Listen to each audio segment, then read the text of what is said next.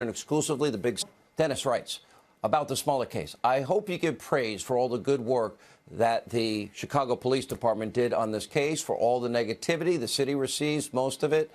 It is just. They followed the evidence, didn't listen to the mainstream media. Great job, CPD. And I agree. And their superintendent's amazing. Let Not Your Heart Be Troubled. Laura's next.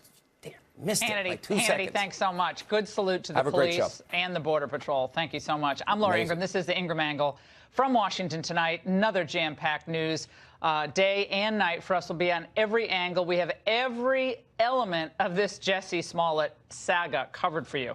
Chicago PD lighting into him earlier this morning. Former police superintendent Gary McCarthy and current president of the Chicago Police Union, Kevin Graham, are both here to react. You don't want to miss that. Plus, could any lawyer on earth develop a successful defense for Smollett? Alan Dershowitz is here with his thoughts on that. Plus, who are the media and the political arsonists who fan the Smollett flames? We're going to name names. Oh, yes, later in the show. But first, the false allure of victimology. That's the focus of tonight's angle. After seeing your really strong reactions to last night's show about how universities are breeding grounds for victimhood and manufactured anger, we thought it was important to expand on this theme tonight. And given today's developments on a number of stories, this conversation we're going to have on the Ingraham Angle tonight is more important than ever. The superintendent of the Chicago Police was visibly, understandably outraged by what his department and the community has endured because of Jussie Smollett's fabricated hate crime. But when we discovered the actual motive, quite frankly, it pissed everybody off, because we have to invest valuable resources. A lot of what I want you all to really understand is when you all put things out there, into the universe that's not actual facts, then it causes us to have to chase all that stuff down. Those are resources and time spent that we'll never get back. Oh, well, that's all well and good, I guess. But poor Jussie, making a boatload of money per year. It looks like he was driven to this by his warped view of celebrity income inequality. This announcement today recognizes that Empire actor Jussie Smollett took advantage of the pain and anger of racism to promote his career. And why? This stunt was orchestrated by Smollett because he was dissatisfied with his salary. Now, what drove Smollett, a supporting actor on the Fox show Empire, to think that this stunt, this victim narrative that he'd been assaulted by MAGA hat-wearing thugs, would get him a pay raise? Well, probably because he had seen others profit from the same routine and never get penalized. There has been a long line of celebrity victims in recent years, people known only for their self-proclaimed victimhood. There was Colin Kaepernick, who, after staging his kneeling protests and disrupting the entire sport of football, claimed he was being victimized by NFL owners who were keeping him from playing just because of his activism. Believe in something, even if it means sacrificing everything. So don't ask if your dreams are crazy. Ask if they're crazy enough.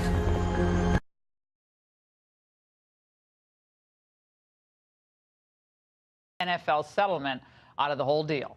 So you see, victimhood pays. And then, of course, there was Christine Blasey Ford. Like Smollett, Ford turned on the drama for the cameras. And even when her charges didn't hold water, no substantiation, she was still invited by Sports Illustrated to be an awards presenter before the glitterati. I am honored to speak with you from afar about a woman I admire so much. Rachel Den Hollander, I am in awe of you, and I will always be inspired by you. Now, it's obvious for anyone capable of objective thought, if you're a liberal and you have an outrageous claim that implicates conservatives or President Trump, what do they all stand for? Well, you'll probably get national attention. You'll get high-profile interviews. You'll be on magazine covers. And, of course, you'll get a lot of money. Blasey Ford made out like Batman, raking in over $800,000 via a GoFundMe account. It was all for her security. And for a politically active, Trump-hating minor celebrity like Jussie Smollett, the lesson was learned. Victimhood pays, and often handsomely. Crying racism would be his ticket to fame and fortune. Heck, it beats playing second fiddle to Taraji Henson on a show whose ratings were already on the downslope. Get out. Who do you think you're talking to? His own new role, where the character would be someone important, a moral crusader on a mission to warn the whole country about the dangers of Trump.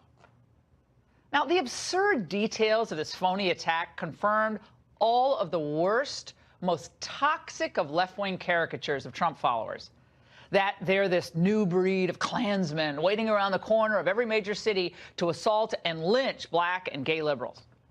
So suddenly it was like 1955 in Birmingham all over again, kind of like a really bad Spike Lee film or something. And then when the fantasy came crashing down and police began to discover the lies, the real truth, well, the pair of brothers buying supplies, those Nigerian brothers, on the coordinated phone calls, the evidence was overwhelming that Smollett had committed a poisonous fraud on America. So naturally, Smollett's media cooperators blamed conservatives. We're going to see conservative media probably play this up a bit. Sean Hannity's going to eat Jussie Smollett's lunch every single second. Tucker Carlson is going to eat Jussie Smollett's lunch every single second. President of the United States. President of the United States is going to eat his lunch. Unreal. So it's like heads they win, tails we lose. Trump supporters are guilty no matter what, no matter how egregious the underlying fraud. Doesn't matter. And it should not surprise any of us that today's Democrats cling to this victimhood narrative with a political death grip. After all, what do they have to do without it?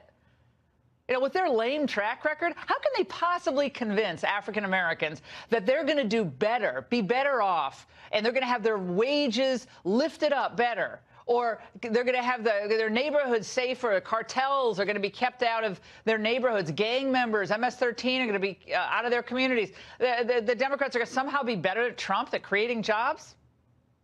The answer is they can't argue any of that because they have no substantive arguments. But they can, and they do, sell victimhood. And for that, they have a lot of buyers. This is how Kanye West put it about a year ago in a pair of tweets. He said there was a time when slavery was the trend, and apparently that time is still upon us. But now it's a mentality. Then he wrote, self-victimization is a disease. Well, you bet it is. Because when any of us cling to victimhood, we give away our power to solve problems and to better ourselves the old-fashioned way. It's through something called hard work. And it's important to understand the left strategy here. They'll use fabricated tales of victimization to divert attention from other inconvenient truths. Now, remember, it was Smollett who crashed in and took the focus off of Virginia Governor Ralph Blackface Northam. Of course, and his Lieutenant Governor, Justin Fairfax, who is accused by at least 2 women of sexual abuse. Boy, that Virginia story faded fast, didn't it?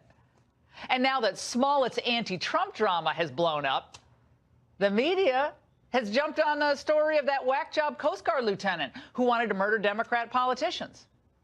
This is now the second time that we know about, from the pipe bombs to yesterday. It's exactly what Donald Trump is encouraging. Words are cheap to him, but they have cost elsewhere. You look at this man, and he's hearing that the media is the enemy of the people. And we all know the recent history of violence propelled in some part by the president's rhetoric. Again, this is so predictable, it's almost boring.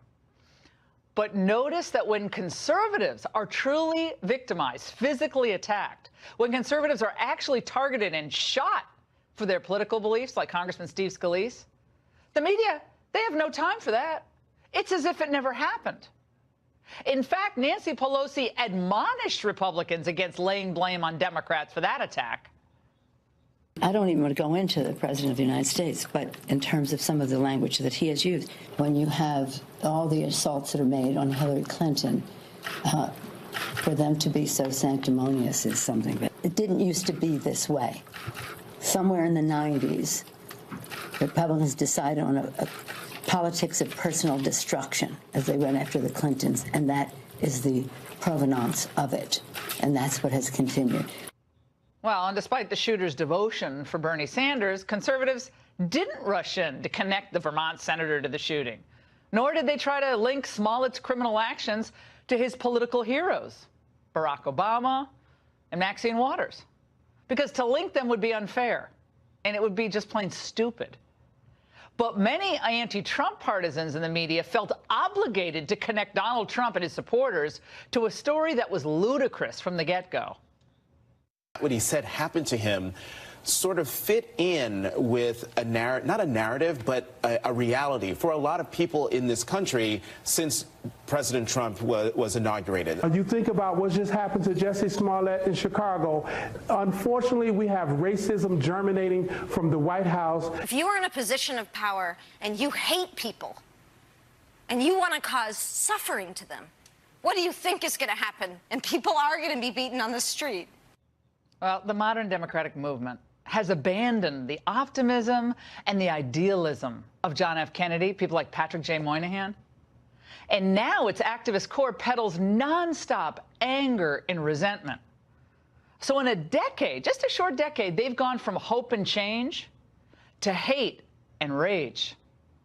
And when 2020 comes around, I somehow doubt the message of "you're a victim" will beat "let's be victorious." And that's the angle. Joining me now with a reaction is Gary McCarthy, former Chicago police superintendent and current candidate for Chicago mayor. And also with me, Kevin Graham, Chicago Fraternal Order of Police president. Kevin, watching all of this play out over the last few days, I've been dying to talk to you. I know my viewers are dying to hear your perspective. How does it all make you feel?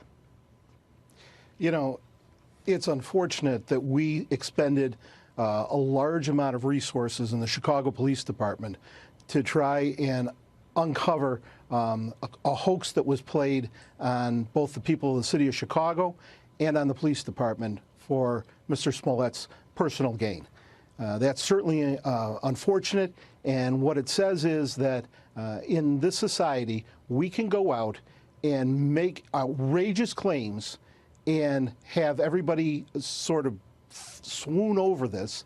And, you know, he owes the city of Chicago an apology. He owes the police department an apology. And he's going to face his day in court, and it's not going to be well for him. Gary, this is what the current Chicago PD superintendent said about the victims of actual crime. Let's watch. I just wish that the families of gun violence in this city got this much attention, because that's who really deserves the amount of attention that we're giving to this particular incident. Gary had a 1-year-old child shot just the day before yesterday, still an unacceptably high unsolved murder rate, attrition in the police force. Your thoughts on what the superintendent just said there? Well, first of all, I think that we really need to put this issue in perspective. This was a reckless act that thankfully nobody got hurt from. You have to understand the history of Chicago and the redlining and the disinvestment in African-American neighborhoods that's gone on here for decades, and the anger that exists here and the polarization, the racial polarization that we have here. You put that together with the Laquan McDonald incident coming out of it, the Jason Van Dyke conviction. We have serious racial problems here. And this is akin to pouring gasoline on some burnt coals and hoping that they don't go on fire. This incident could have turned into something really terrible for this city. It's an assault on the city. He needs to be prosecuted to the fullest extent of the law. The city should be filing a lawsuit to recoup the money that we lost with the expenditures that the CPD put into it. And by the way, those same detectives who are always getting their butts kicked in the press for low clearance rates did an exceptional job here, and they need to be complimented for it. Absolutely. And lastly, I think that we have to do a better job of holding Kim Foxx accountable for not being on the ground here right now. She's the state's attorney. She recused herself from this issue because she wanted to go to the Oscars. I mean, this is unacceptable behavior. Wait a second. And it's got to be recognized. Wait, Gary. Did I just hear what you said? That the state's attorney, because I thought it was the state's attorney had some personal connection to people surrounding this case or familiarity, which I thought was odd because she had been on the case for a couple of weeks and suddenly she was recused. So how do you know that? How do you know about the Oscars? How is this established? There's pictures all over the place of her at parties at the Oscars, even as we speak. So the bottom line is, she had an obligation to be here. She was elected to do her job. And when she comes up with the biggest political football that she's going to have as an African-American prosecutor, she fumbles it and she runs away. So Absolutely you're saying this was no unacceptable. reason. So wait a second. You're saying there was no reason for her recusal. That was all just a ruse to go to the Oscars? I believe it's a ruse. It's absolutely a ruse when she says that. I can't establish that. I don't want. She made a reference. Okay, well, she made a reference. I can't establish that tonight. I don't want to jump. I don't want to do what people did in the early part of this case. But that's certainly an interesting assumption. Well, we'll see whether that's true. All right, gentlemen, what would justice actually require in this case? Well, Chicago PD Superintendent Eddie Johnson had this suggestion today. Absolute justice would be an apology to this city that he smeared, admitting what he did, and then be man enough to offer what he should offer up in terms of all the resources that were put into this. Well, Kevin, Smollett's legal team is not doing this. Tonight, they're doubling down, saying, today we witnessed an organized law enforcement spectacle that has no place in the American legal system. The presumption of innocence, a bedrock in the search for justice, was trampled upon at the expense of Mr. Smollett, and notably on the eve of a mayoral election. Smollett feels betrayed by a system that apparently wants to skip due process and proceed directly to sentencing. Ain't no apology there, Kevin. Did the cops skip due process? Nope. No, and we've witnessed that they've gone after the police on many occasions when it's unjust. But here there is an overwhelming amount of evidence that he did exactly what he said he did. He has gone out and said, I was jumped, and quite frankly, the evidence doesn't pan out that way. He needs to fess up to what he did. He also needs to pay back the city, and he needs to apologize because the detectives in this city worked extremely hard to try and find this. Gentlemen, I hate to thank you very much. He's not doing any of that. He's doubling down. It's the police that is at fault here. It's outrageous. By the way, there were a lot of bad actors during the whole Smollett affair, and some still. Now, let's start with some of the politicians. We're going to name names here. There were the ugly attempts at pure political politics, racial politics, from 2020 contenders. Kirsten Gillibrand, in a still-standing tweet from 3 weeks back, said, horribly, it's the latest of too many hate crimes against LGBTQ people and people of color. Kamala Harris said this was an attempted modern-day lynching. Cory Booker used identical language. The vicious attack was an attempted modern-day lynching. When the facts started unraveling, though, Booker and Harris demanded that we wait for the facts. The information's still coming out. I'm going to withhold until all the information actually comes out. Okay, so I will say this about that case. I think that the facts are still unfolding. Wow, that's not something they didn't practice in this case, though, and certainly not with Brett Kavanaugh. Then there are those who deleted their tweets, their initial tweets, knowing that they won't be pressed by a compliant, cooperating media, like House Intel Chair Adam Schiff. He said, we pray for your speedy recovery, Jussie, and reject this act of hatred and bigotry. He lives in CNN and MSNBC green rooms, so he shouldn't be too hard to get a clarification from, right? Well, no luck so far from the media firefighters. Well, the most powerful politician in the Democratic Party, Speaker Nancy Pelosi, she wrote in a since-deleted tweet, the racist, homophobic attack on Smollett is an affront to our humanity. Well, the only affront to our humanity is the media apparatus that will circle the wagons to protect you from ever having to explain this away, Nancy. And speaking of the media, having reveled in this entire story, and then they're revealed to having just chased another hoax, they still reach the wrong conclusions. Here's Don Lemon. In the court of public opinion, Jussie has lost. He's lost the fight in the court of public opinion. I don't even know what that means. That's wrong. The sterling work of the Chicago PD is why he lost, because there was hard evidence and there was legwork done. If it's not bad enough, they're actually defending their rush to judgment. Yes, they are. This from Van Jones and Keith Boykin. A lot of people say, well, how could you have believed this story from the beginning? Because it happens. Exactly. This is a Jackie Robinson against homophobia in the black community, an icon, a beloved icon. Jackie Robinson? What? Well, there are many other bad actors in this case, far too numerous to name in a broadcast relegated to just 1 hour. The more alarming takeaway is this. The Smollett case happened just 1 week after the Covington Catholic smear fell apart. And if these same politicians, celebrities, and media figures couldn't learn their lesson in that moment, well, what chance do you think they have for the next inevitable hoax? Coming up, the prosecutor charging Smollett laid out a pretty damning case against him earlier today. So how can he possibly build a defense? Alan Dershowitz with the answer to that next. The Ingraham Angle.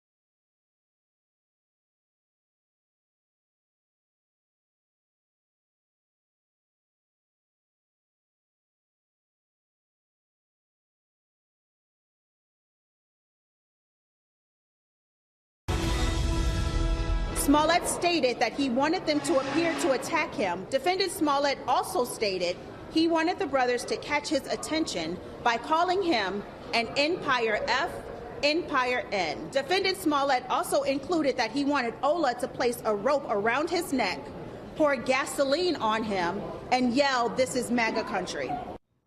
The Cook County Prosecutor's Office today laying out in detail all of Smollett's alleged wrongdoings. Now, given all that overwhelming evidence, does he even have a defense? Well, who should we ask? Well, Harvard Law Professor Emeritus Alan Dershowitz has staged some of the most infamous or famous defenses in legal history in the O.J. case and many others. He joins me now. Okay, Alan, what's Smollett's defense here? Well, his defense is that nobody ever gets prosecuted for making false reports. Tawana Brawley, remember back in the day, the people who defended her and created her fraud went free and went on to political and media careers. There are many, many other instances of people who make false reports and they're never prosecuted. Look, we have to presume everybody innocent. If the facts are as the police say they are, if actually payments were made and a plan was hatched to put a rope around the neck and a police report was filed, then we have a potential for a serious crime. I'm surprised that they charged them only with some kind of disturbing the peace. That doesn't sound like this is what happened here.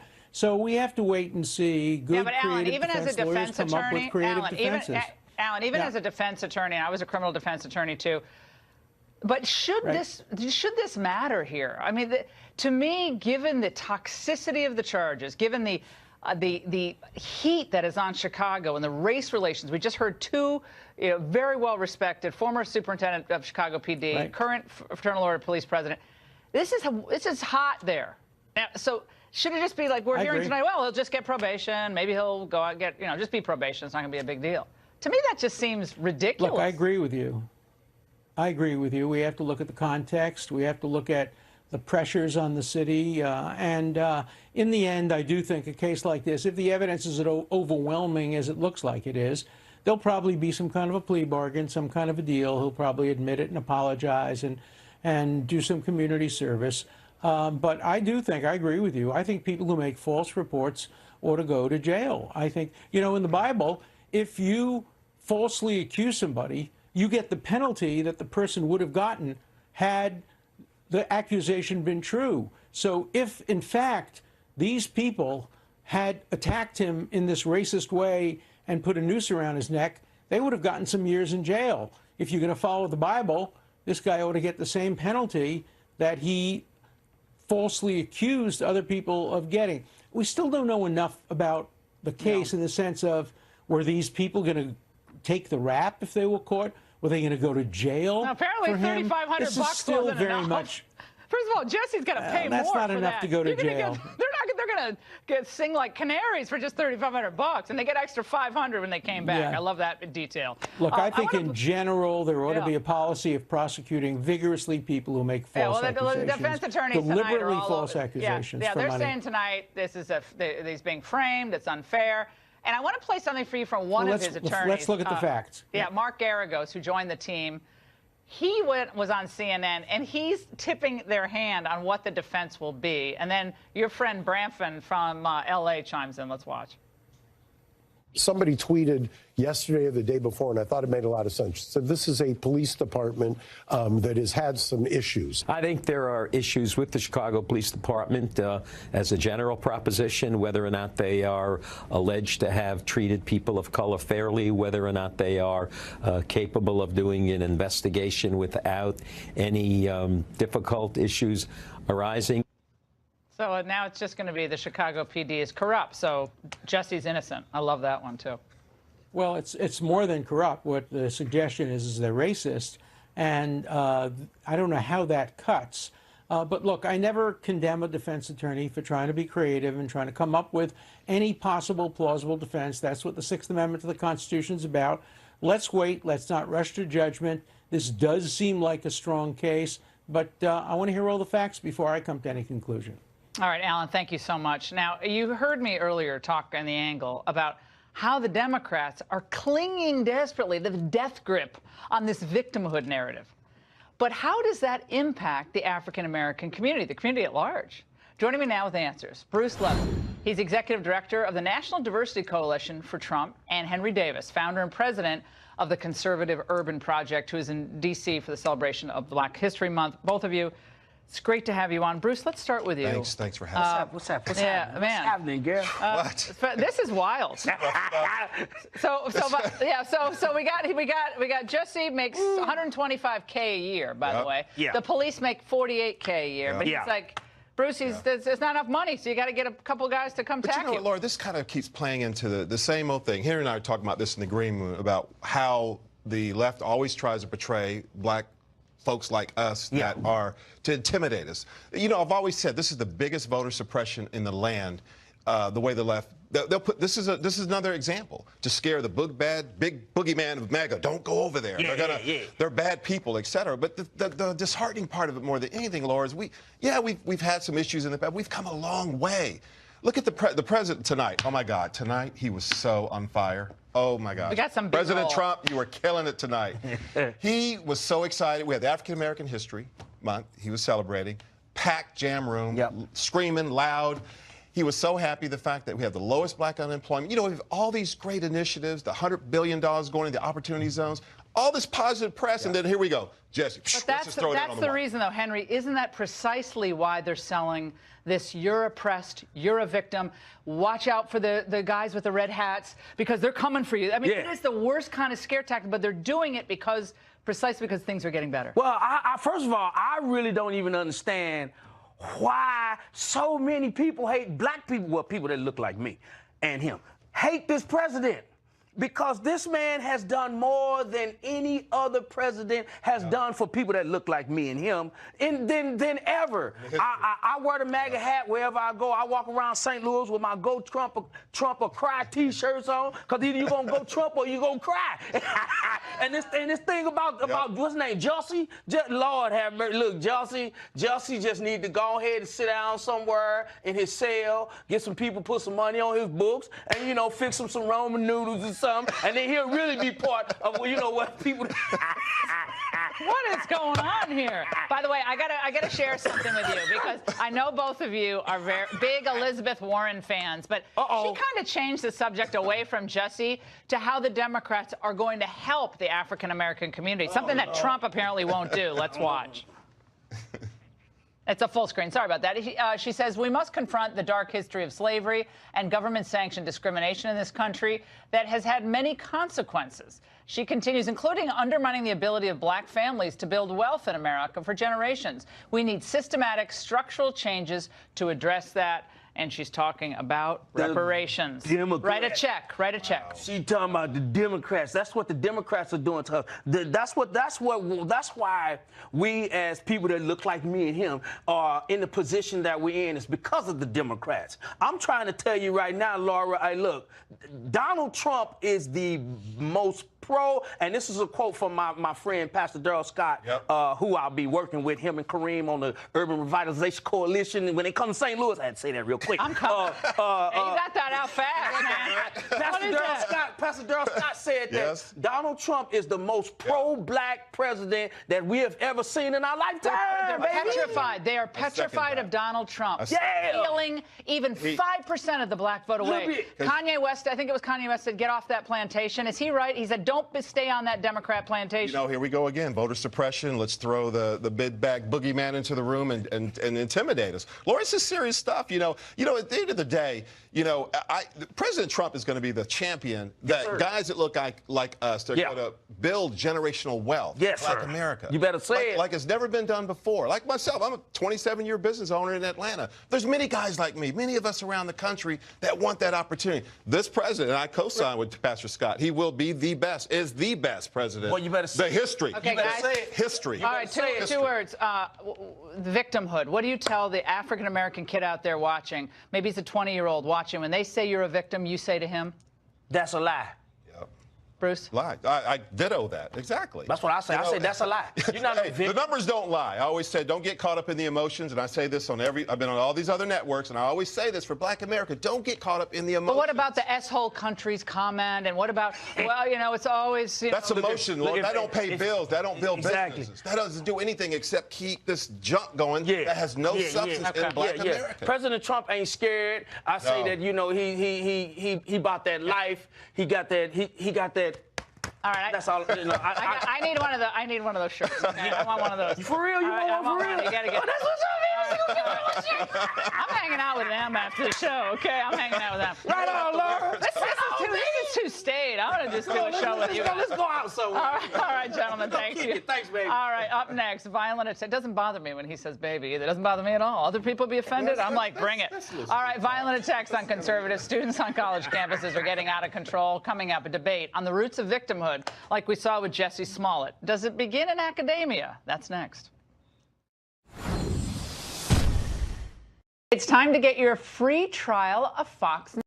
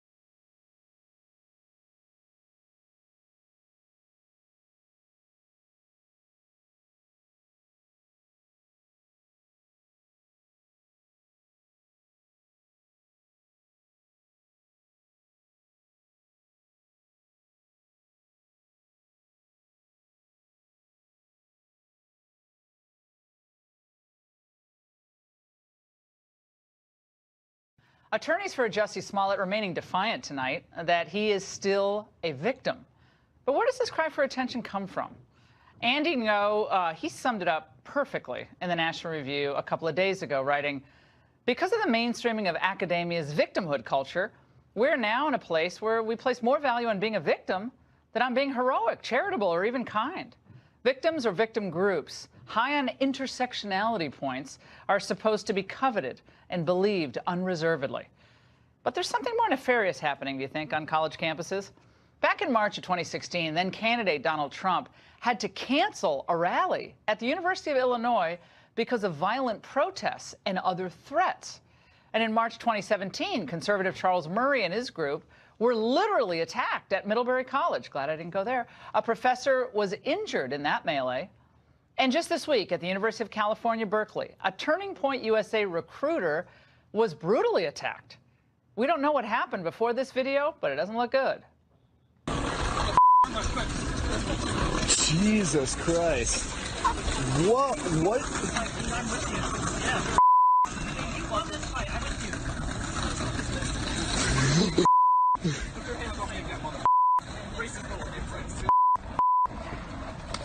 Oh! You could hear that. If you've ever been punched in the face, you know how much that hurts. Well, we reached out to the university, and police say they're investigating the incident. Joining me now is Charlie Kirk, founder and president of the group that was attacked and author of Campus Battlefield. Also with me, American University student and activist Angelo Cacciaro. Is that right? Am I getting that right? Cacciaro. I'm so sorry. Charlie, how often do these types of attacks happen against conservatives? Well, far too often. And this one was one of the more brutal ones we've seen recently. And the narrative in the media in the last couple of weeks, but before the facts came out with the Smollett case, is he's a victim and we cannot question it. This is real victimhood. I mean, this is a student that was assaulted in the public square because he was tabling and recruiting for conservative values for our Turning Point USA chapter at UC Berkeley, which ironically was the original birthplace of the free speech movement, 30 or 40 years ago. But unfortunately, college campuses have not become safe places for conservatives. There's a picture of him, by the way, in the middle. How have they not found him yet? And that's the guy he attacked. They kind of look like the same person, actually. That's the guy who attacked. He was on Hannity tonight. But there he is. Okay, anyone knows this guy? Call the authorities, because the university, the provost, I believe, the chancellor put out a statement saying this is unacceptable. We do not allow this. Angelo, this is what Donald Trump Jr., he weighed in on this. He said when a liberal like Jussie cries wolf and fakes an attack, he receives unmatched coverage, sympathy, and support, creating a tsunami of attention. When a conservative student literally gets punched in the face and is caught on video, it barely makes a ripple. Angelo. Well, here's the thing with that is that when this story first came out with Jussie Smollett, our first impression was that this was a legitimate hate crime incident. And the reality is that since President Trump has taken office, hate crimes have risen 17%. That's numbers from the FBI's own statistics. So the reality here is that while Mr. Smollett may have fabricated this one incident, the reality is that there are actual hate crimes on the rise. Angelo, that, I believe, is because more agencies are now reporting hate crimes. That's why that number seems a lot higher than it was previously, because now you have more inputs. Before, those agencies weren't reporting all into the national database for hate crimes. But any hate crime is a problem, and I agree with you. We don't want any hate crimes. But we're talking about the disparate coverage. And, I mean, American University, George Washington University, Catholic University, Georgetown, all great schools right in this area. A conservative wearing a Make America Great Again hat on those campuses would be kind of risking it. That's a fact. Would be risking it. And I know a lot of great kids who go to Georgetown. It's a great school, great people, but they'd be risking it, wouldn't they? I don't think that's true. I don't think that's true. We actually just recently I used to live right near AU. I know it well. Good kids, but there's a lot of... We just recently had an incident where a student came through our cafeteria wearing a Confederate flag hoodie. Didn't go to school there, wasn't a student, had no threats of violence against him, but we did have some students who were uncomfortable with it, and they talked to the security there and asked them if they could do anything about it. They didn't end up doing anything about it. Yeah, well, that's good. So this video, which is horrifying, if the attacker was wearing a Make America Great Again hat, this is all we would be talking about. It would be talking about right into the narrative. Well, imagine if a kid like Jussie was hit in the face. No. Like hit in the face, like a kid hit in the face by someone who was a conservative kid, a college Republican. Angelo, come on, you know, you're a smart guy. Angelo, I'm trying to get Angelo to be a conservative. I'm going to win him over, okay? I'm going to win this kid over. You will lead the left before we're done. I'm going to win Angelo over. He's too fun and he's too smart. I know you are, but you know there's a double standard on that. Come on. You know, you can't imagine. You can't be saying college campuses are balanced today. They're not. Here's what the double standard is. The double standard, the difference here is that with the incident with Jussie Smollett, when we believe that it was an actual incident, you're talking about, you know, an attack against somebody who's a member of a historically marginalized group. He's a person of color. Did you believe it when you heard it? Did you actually believe it? I did believe it. Yeah, because have you ever like been to that neighborhood in Chicago? Streeterville. Who the heck walks through Streeterville Not MAGA at 2 in the country. morning with MAGA? I mean, it was ludicrous on its face. We got people in the other room who were like, Laura, I didn't believe that for 2 seconds. People of color here. Well, one of the points you're talking about is this culture of victimhood, but the real toxic culture here is what's coming from this president. It's his dark vision for America and this idea that if you're... He was having a great time today. Well... He was having a great time tonight, Black History Month. It was oversubscribed. It had 300 people there, Charlie. Yeah, people couldn't get in because it was overpacked. I mean, I think Democrats want to hold on to this domination, political domination of one group. I think their time is up. I think people are now thinking for themselves. I think that's a good thing. Super quick. I've been doing this for 6 years now, visited hundreds of campuses. It's only liberals that try to kick me off campus. I mean, we never try to disinvite leftist speakers when they come on campus. It is completely slanted in one direction. They're afraid of other ideas. Angelo, I want you back. I'm going to bring you over. You're going to become a conservative. Angelo's too smart to be otherwise. Isn't that? I shouldn't say that. You could think for yourself. Be whatever you want. Thanks, guys. Thank you. Up next, Judge Laura takes the bench. A park advocacy group filed a lawsuit in Chicago that could jeopardize the construction of Barack Obama's presidential center. But who has the legal upper hand? Well, that debate and my gavel next. We know what it feels like to be outsmarted by a fish.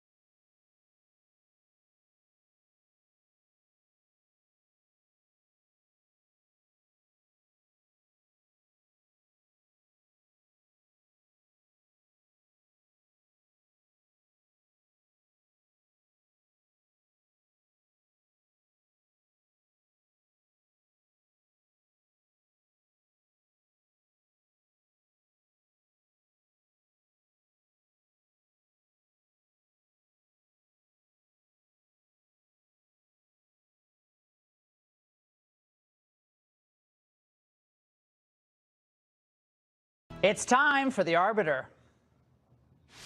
All right, where two attorneys argue a case and I, Judge Laura, make the final ruling. Now, joining me now are attorneys Andrew Stoltman and Robin Nunn. All right, here are the rules in the Court of Ingram. Each attorney will have 30 seconds to lay out his or her case, followed by a rebuttal. You both get to rebut the other. Now, if the judge needs more information, each of you will have an additional 30 seconds to explain, and then I'm going to ask some questions. In the end, I will make my ruling. It cannot be appealed. And on the docket tonight, the fight for former President Obama's presidential library. This week, a federal judge allowing a lawsuit filed by a park advocacy group to go forward that, if successful, would prohibit the 20-acre exhibit to be built near Lake Michigan. So, Andrew, you're a Chicago-based attorney. You have 30 seconds for your opening. Let's get 30 seconds up on the clock, guys. The court is now in session. Andrew. Look, it's real simple. Public land is for public purposes. And what we can't do is we can't have a $500 million vanity project, even for a former president, and take land from the public and give it to a private person. We just can't do it. It's a bad decision. What would people say in 2 years from now if President Trump would want to take 20 acres in Central Park and put his presidential library on it? Everybody would say that's lunacy. All right, Robin.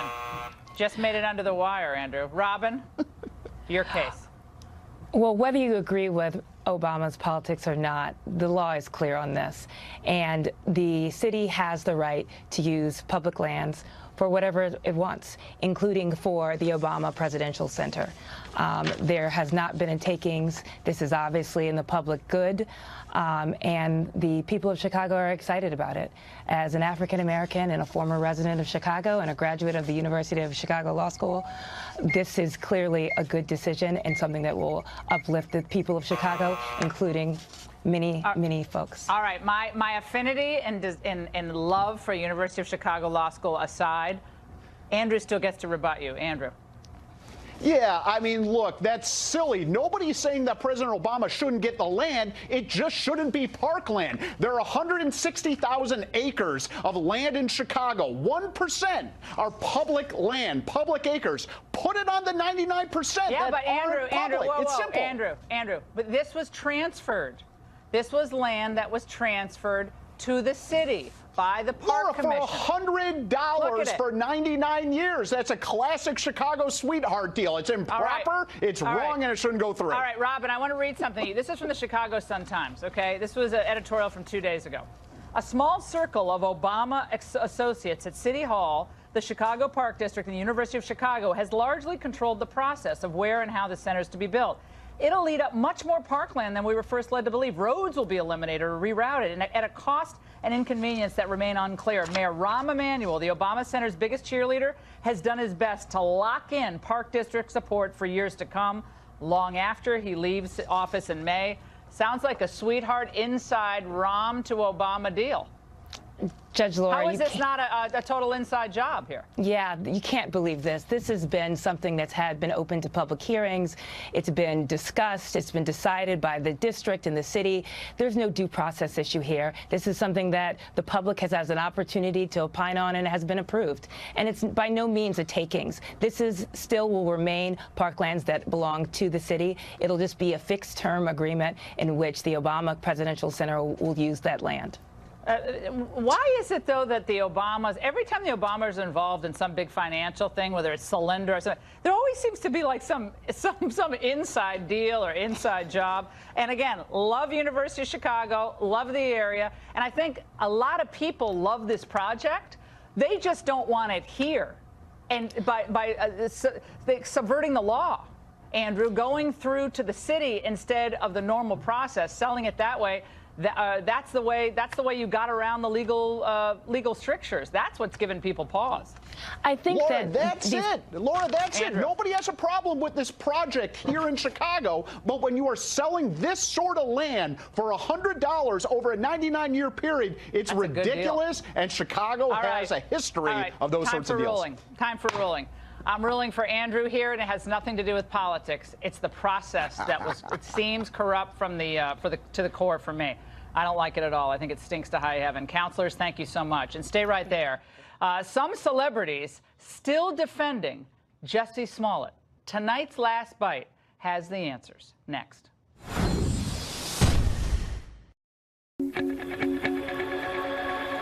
Do your asthma symptoms ever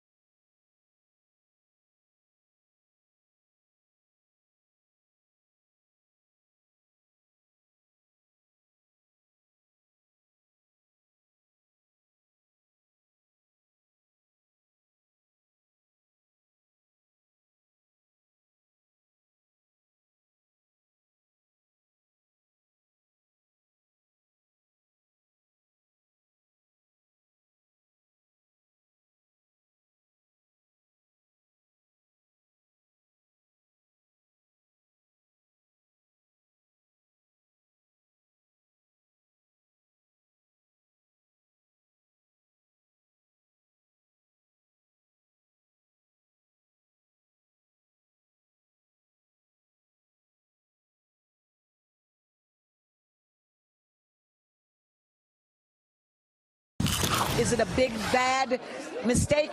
Absolutely. But a lot of people have made some awful, awful, big, bad mistakes. Some people have even killed people. They're walking around free. So I'm just saying, Jussie made a bad mistake. At his heart, he's a truly good person. Well, that was actress Sheryl Lee Ralph, best known as the original lead in Dreamgirls on Broadway. Well, like we said, the celeb and Democratic apparatus will circle the wagons until Smollett is just thought of as a victim nationwide. That's what they hope. Shannon Bream and the Fox News at Night team take it all from here. Shannon. Well, Laura, his attorneys are speaking out tonight just moments ago, so we'll have more on that. Thank you so much. Thanks, Shannon.